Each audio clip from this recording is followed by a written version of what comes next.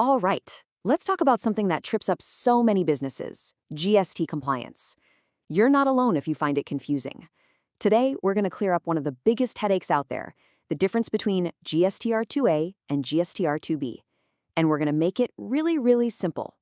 So let's jump right in.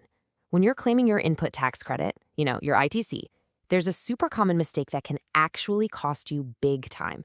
We're talking notices, penalties, a whole lot of financial stress. And it all boils down to two reports that seem similar, but trust me, they are worlds apart. You see, at first glance, GSTR-2A and GSTR-2B look almost identical. I mean, they both show your purchase invoices from all your suppliers, and they're both tied to how much ITC you can claim. But that's pretty much where the similarities end, and honestly, that's where all the confusion starts.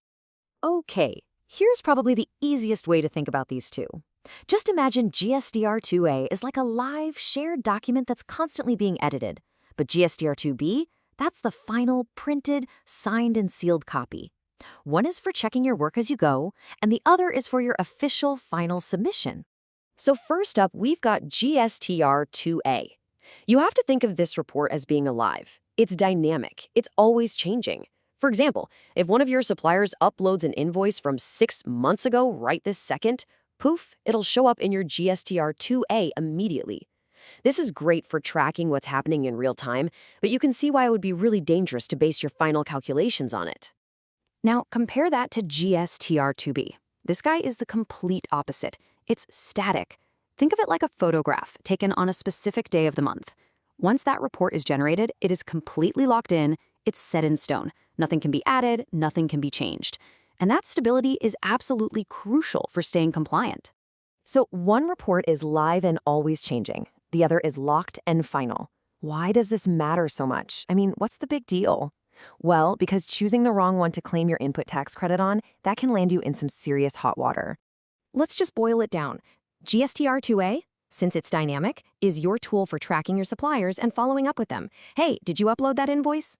GSTR-2B, because it's static, is the official document you use for your compliance and to actually claim your ITC. So one is for checking, the other is for filing. Simple as that.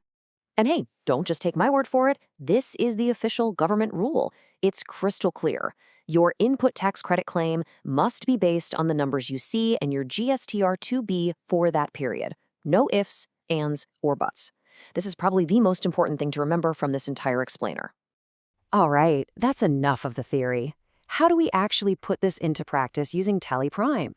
Let's walk through a really straightforward action plan that can turn all this confusion into simple, everyday compliance.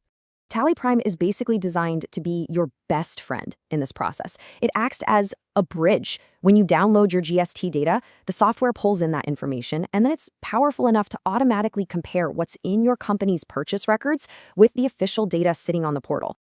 And the process itself couldn't be easier. Step 1, you download your GST data right into Tally Prime. Step 2, you let the software do all the heavy lifting and automatically compare everything.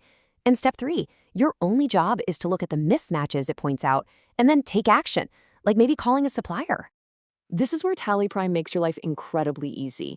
It sorts every single invoice into these really clear categories. You'll see what's fully matched, what's partially matched, what's missing from the portal, or even what's missing from your own books. It basically creates an instant to-do list for you.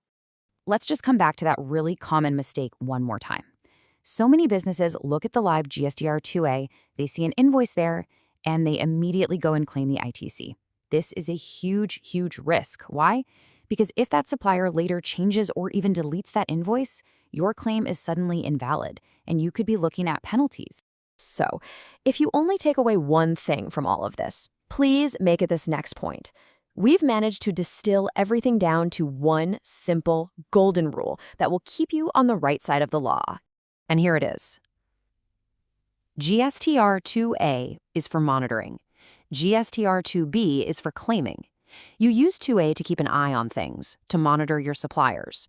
You use 2B as the final word for your GST returns. It really is that simple. So let's apply that rule to a real-world scenario. Let's say you've got a purchase entry in Tally Prime, but when you check the GSTR-2B for that month, that invoice just isn't there. Well, the rule is clear. You cannot claim the ITC for that invoice in that particular month. You just have to wait until it shows up in a future GSTR-2B. And that's why this whole process of reconciling in TallyPrime isn't just some nice little feature. It's a critical part of running your business. Regularly checking your books against the portal is really the only way you can be sure you're claiming the correct ITC and staying GST safe. So all of this brings us to one final question.